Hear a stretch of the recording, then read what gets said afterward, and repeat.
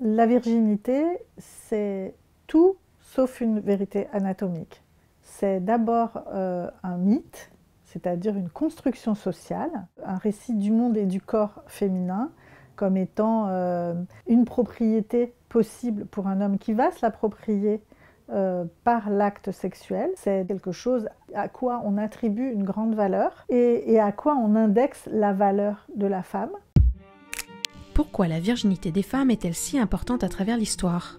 Acmé de l'intime et de la vie privée, la virginité est pourtant un concept entièrement construit par la société et largement influencé par les évolutions historiques dans les rapports hommes-femmes. L'importance du culte de la virginité, il est effectivement lié à la volonté de dominer et contrôler le corps des femmes. Ça pose la question du caractère quasi universel du patriarcat qui est observé par de nombreux anthropologues, ou du moins de la domination masculine.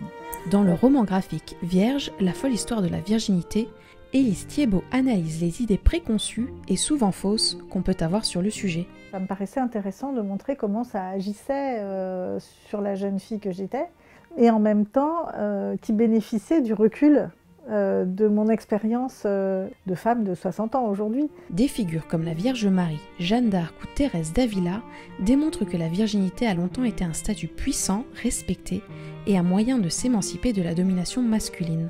On a des traces avec effectivement la figure d'Artémis, toutes les grandes déesses lunaires, d'une façon générale, qui représentent la puissance du féminin en étant reliées à la Lune.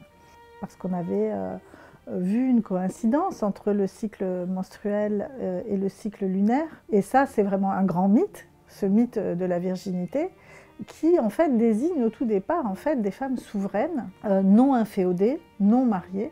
Ce mot de vierge, plus ambigu qu'on ne le croit, va représenter des femmes comme par exemple la déesse Artémis, elle est chasseresse, mais pour autant pas forcément chaste. Alors, la virginité ne rime pas obligatoirement avec chasteté dans la mesure où ça ne signifie pas obligatoirement qu'on n'a pas de relation amoureuse, sexuelle ou sensuelle.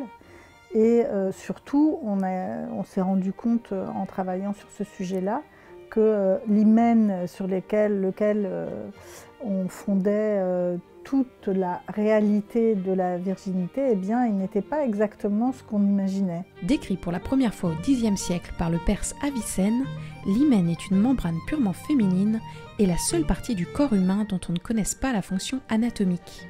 Sa prétendue rupture lors d'un premier rapport sexuel, sur laquelle se basent les tests de virginité de nombreuses cultures, est aujourd'hui entièrement discréditée par la science. Ces mythes qui perdurent et les oppressions qui en découlent illustrent pourquoi la virginité masculine est si peu évoquée.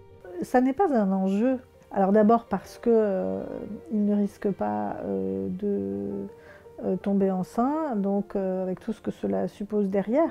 Les conséquences pour une femme des relations sexuelles sont bien plus importantes et bien plus graves et risquées que pour un homme. Glorifier la maternité tout en protégeant l'innocence virginale, c'est le grand paradoxe du mythe de la virginité. C'est une chose et son contraire. C'est à la fois le signe d'un grand pouvoir et à la fois c'est la jeune fille vierge qu'on va s'approprier, qu'on va vendre éventuellement, dont on va acheter la virginité dans une maison close comme ça se faisait au XIXe siècle par exemple en France.